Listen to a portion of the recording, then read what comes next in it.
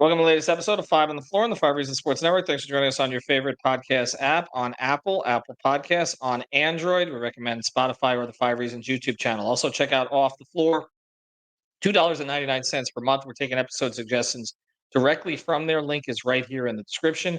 Hang out with other Heat fans all day and all night long, also with us, and avoid Twitter and all of that other stuff that you really don't want to deal with. So check it out. Link right here in the description for Off the Floor. Also, check out Prize Picks. We had a busy day on Prize Picks today. Can't say that some of those overs went too well on the early game, but told you to take Ant under. Use the code 5. Here's their new promotion. Prize Picks is legal in the state of Florida. With the code 5, you get $50 to play. It's free money. All you got to do is put down a $5 play at the start. So they're literally handing you a 10-1 match. Go to prizepicks.com, the Google Play Store, or the Apple App Store. Use the code 5, F-I-V-E. And now, today's episode. Down to Biscayne. Yikes. 5 on the floor. Ride for my dogs. Where here's the thing. You can check the score. Hustle hard, couple scars. Wearing bubble frauds. Just like Butler said, you in trouble, y'all. Kept the floor playing. Got it all banned. Y'all seen the block. Stop with one hand. And Pat we trust. It's power, have the guts. We're here to bring the heat. Y'all can hang it up. Welcome to Five on the Floor, a daily insider show on the Miami Heat and the NBA, featuring Ethan Skolnick, Greg Sylvander, and Alex Toledo, plus others from the Five Reasons Sports Network. All right, welcome back to Five on the Floor. Here's today's floor plan. I got Alex Toledo. You can follow him at Tropical Blanket. I got Sean Rochester. You can follow him at S Rochester NBA. Hope that some of you joined us on playback. That was a good time. And one of the better basketball games that we've seen in a long time is in international or NBA competition.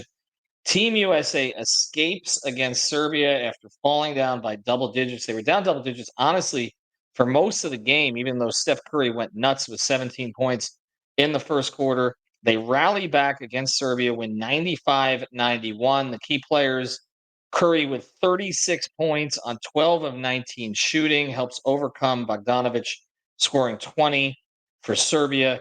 Also, Joel Embiid, we'll discuss him. I will be a culprit on some of this stuff. 19 points on 8 of 11 shooting would be nice if you boxed out sometimes, Joel, but it is what it is. LeBron James with a triple-double in 32 minutes, 6 of 9 from the floor. 32 minutes for him, 33 for Steph.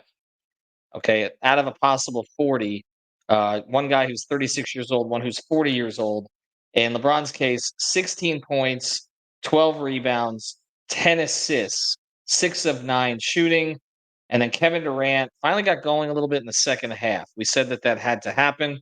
And he goes 4 of 8 from the floor for 9 points. Jokic, by the way, on the other side, 17 points, 5 rebounds, 11 assists. But he was 0 of 6 from 3. And he missed a lot of open shots. Sean, I'll go to you first on this today.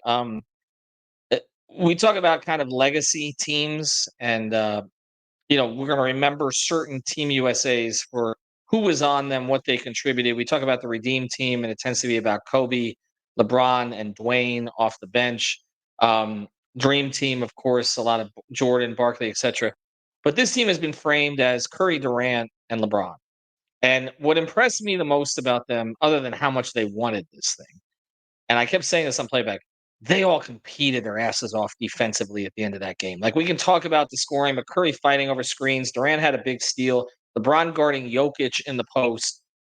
This was a defining game legacy-wise. Not that the three of them need it, but they're going to be linked together now in a different way, I think, because of really what they accomplished over the past couple of hours.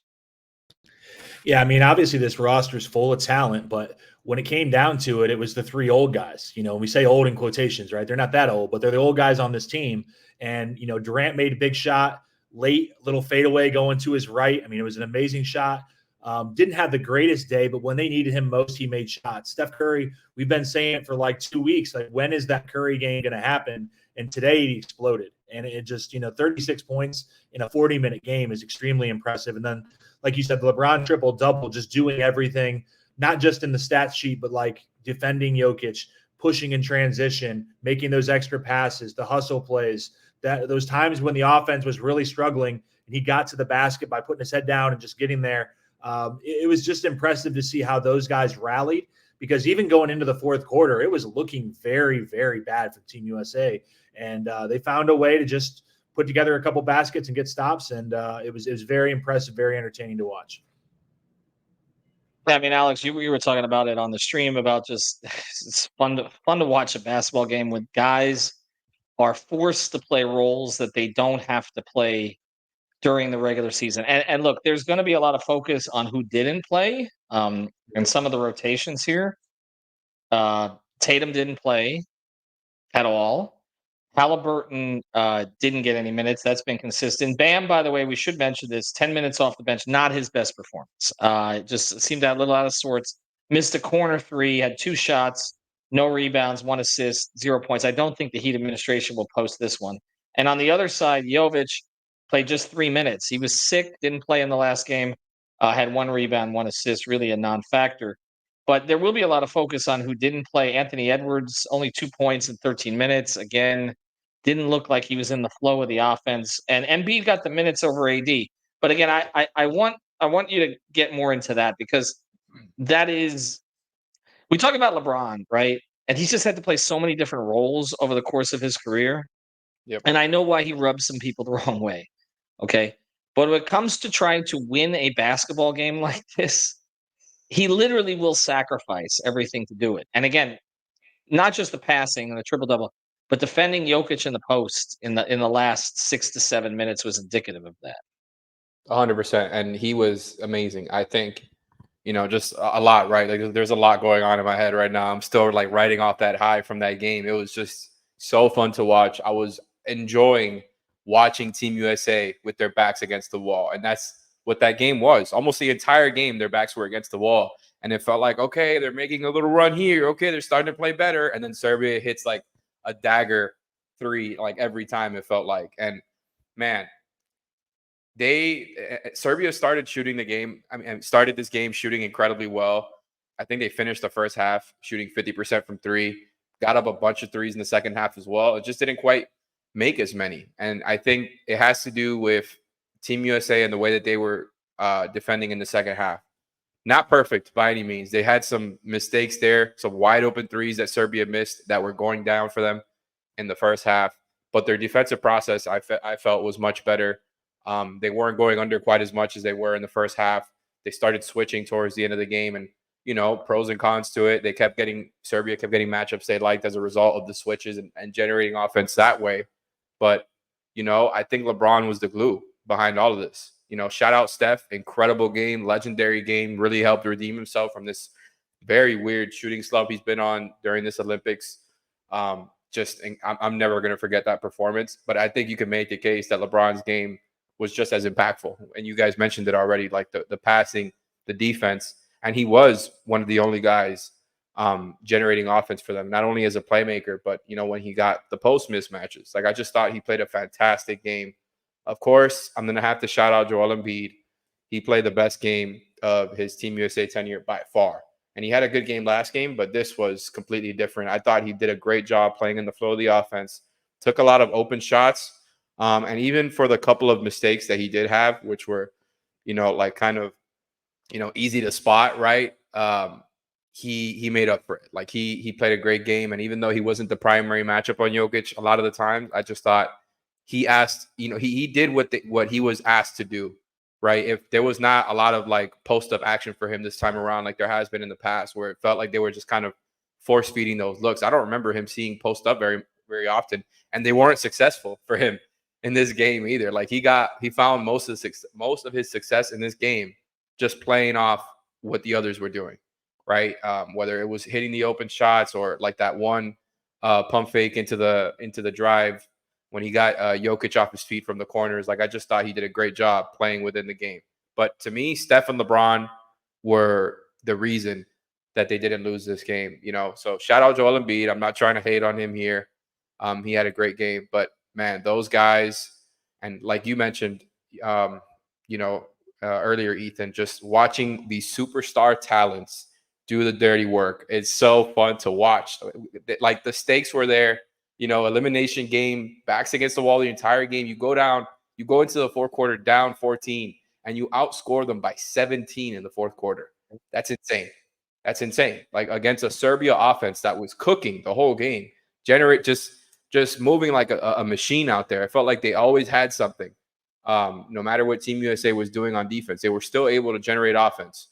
And it was just cool to watch these huge talents, do stuff that they wouldn't normally do during the regular season and just fight through screens and hustle and seal and play physical and just do all this stuff like that. This is what I really enjoy watching about the Olympics, is watching all of these guys try to come together and make it work, even though their games don't necessarily all fit into each other's perfectly. But that talent, this game was like the proof for talent matters, right? Because they almost they could have lost this game very easily, and talent kind of got him back right in the game, because they did not play mistake-free basketball whatsoever.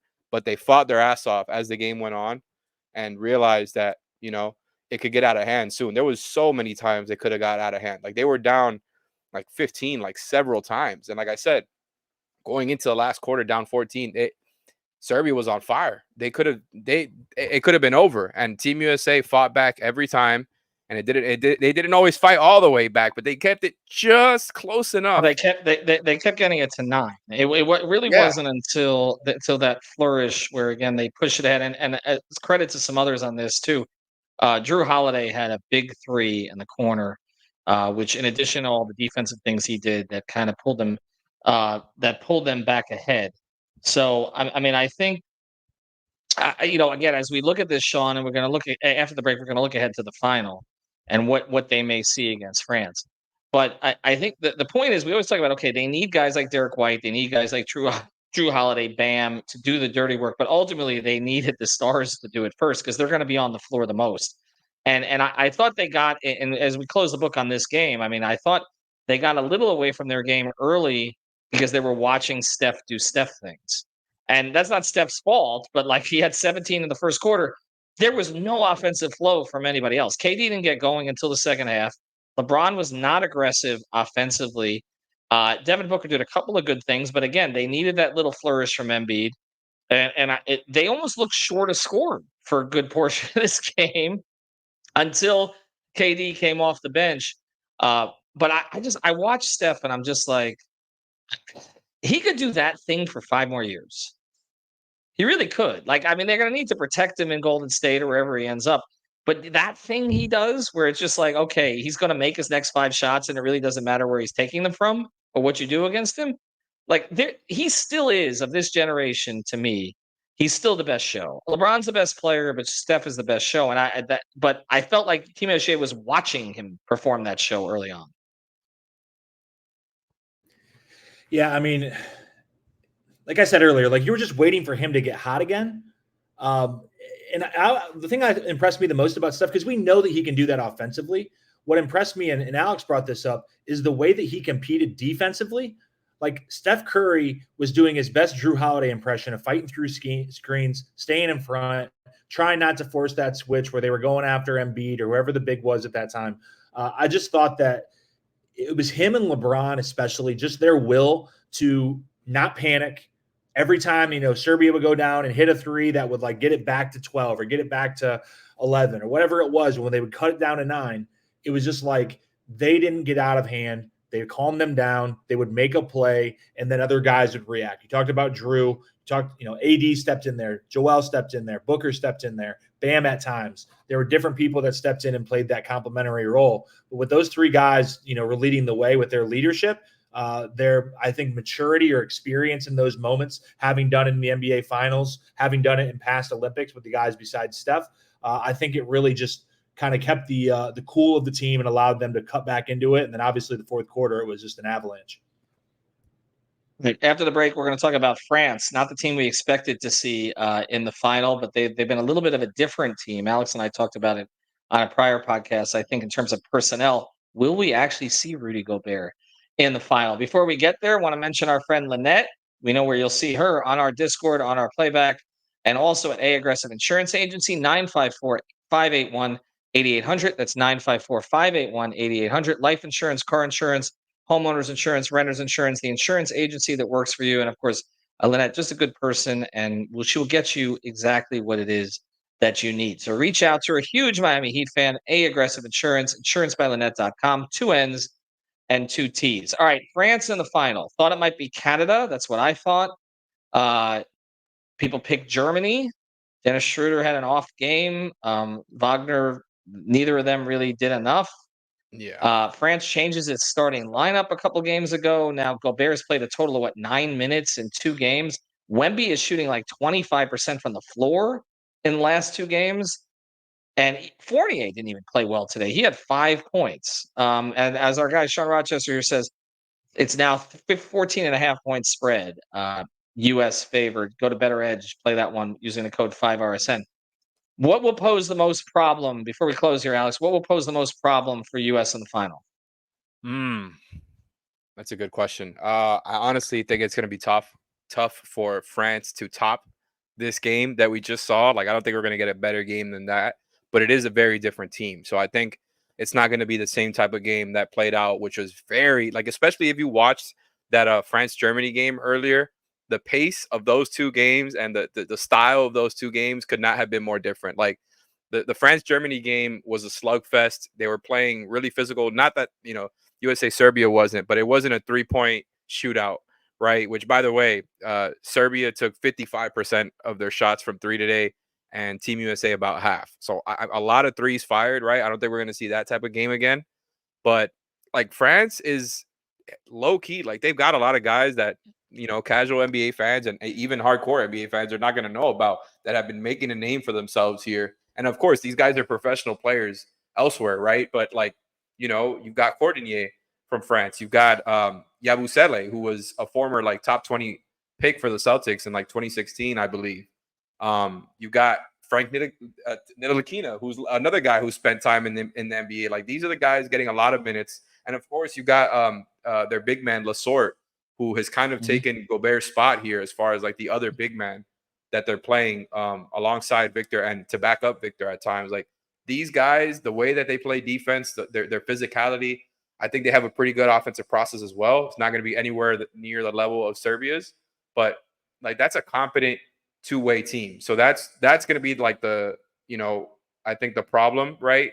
For Team USA, it's like you got to really worry about this team on both ends. They've got guys who maybe they're not going to be so worried about and can get hot. Like, Cordinier has been huge for them. Like I mentioned, Yabusele, these guys have been huge. And I think Victor, I don't think he's going to keep shooting that poorly. Now, I don't think it's all like fluky that he's shooting this poorly. I think a lot of it has to do with, his body and his frame, is that there are disadvantages, right? Even though he has put on weight since he got drafted, he's still very skinny. The lower body, the core, all of that still has a ways to go. And I think, it's hard to be a consistent scorer when the entire defense is worried about you and when you're not really able to leverage guys with your body. And I think that's why he's struggling a lot. Like, half of his shots are coming from 3. So I think more threes will fall for him. But as far as him on ball, I think it's going to continue to be a struggle when you're talking about the size and length that Team USA has to offer. And of course, rim protectors at all points of the game. So I think, like, I would favor Team USA here. I do think it's going to be competitive though. And I'm wondering if Gobert is like the X factor here, because it's trending completely the other way. Like, he's not playing much and they've looked pretty good without him. So I don't know if they'll do it, but I wonder if they just kind of try to play Gobert at some point to throw Team USA off. Maybe they're not expecting it anymore. He's still a 4-time NBA Defensive Player of the Year, but France is a competitive ass team, man. Like, I think 48 could have a sneaky good game. I think they got to watch out. Yeah, for what it's worth, 4-time Defensive Player of the Year. So, Sean, as we look at it, do you think, and we'll close here, do you think that we'll see the same players take on the same importance in this matchup? Because is Embiid going to chase Wemby out to the 3-point line? That's my, I don't know. Yeah, I mean, that's the interesting thing. The Gobert question is obviously a key piece to that. I would say I would go more to that, like, switchable big wings. I don't necessarily think you change the rotation that much. I don't know if he'll tighten it as much as he did today, and he was kind of forced into that. I think the big thing is the United States today, the game changed when they started rebounding the ball better. And they've leaned more towards getting out into transition and not really protecting the defensive rebound. So Embiid obviously did not do a great job of that today. As a team, they didn't do a great job of that today.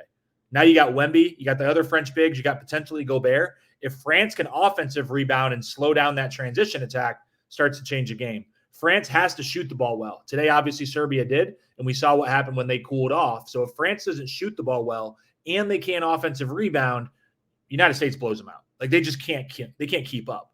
But I think you're going to see the same connectivity that you saw with Serbia today, that you would have saw with Germany, the connectivity of those teams that have played together for so long that they'll make you pay. If you play bad defense, you're not sharp on your communication, you're not sharp on your rotations, that ball is moving side to side. They're going to get you into a bad action. They're going to get you into a bad switch, and they're going to attack. So that's what I would watch out for. I think United States wins it. It's not going to be as exciting as today, but I just think, again, you can't be overconfident in that, we're just better. We're going to show up. They're going to be at home, in Paris. The crowd is going to be rooting against you. So it's going to be an interesting atmosphere on Saturday at 3:30. Embiid's going to hear it. I'll just close with this and check out Prize Picks. Use the code 5 insurance by Lynette.com. To me, Fournier is the key. Like he's had these games in this international competition. And maybe it's because I followed the Heat for so long and what he and Vucevic used to do against him with Orlando, but they have to take him out of the game. Like Drew Holiday is critical in this game. Take him out, make him inefficient. I know they won anyway, even though he didn't play well today. But to me, if he gets 17 plus on decent efficiency, similar to what we saw with Bogdanovich today, it's going to be a complicated game for the U.S. Otherwise, I just don't know that they have enough scoring to compete. And this is felt all along like this is, I said before, this is LeBron's Olympic MVP to win. He's right there right now. And that's he'll close this thing out. And I think we're going to have some legacy conversations after this because this is a tremendous accomplishment by him. I mean, to be the most consistently impactful player on this team at his age is something else. All right. Thanks to Alex. Thanks to Sean. Check out our sponsors. We'll have more. We're pulling more episodes from our Off the Floor feed. We're also going to be doing. I think we're going to make the top 40, even though it's been 36 seasons. Going to check us out on playback. Top 40 seasons and playback. Top 40 seasons. Top 40 seasons. Top 40 players in Miami Heat history. We're going to start counting those down next week. So we'll get you a Quintel Wood shout out. I promise. Thank you for listening to the 5 on the Floor on the 5 Reasons Sports Network. After all, someone needs to listen to my dad.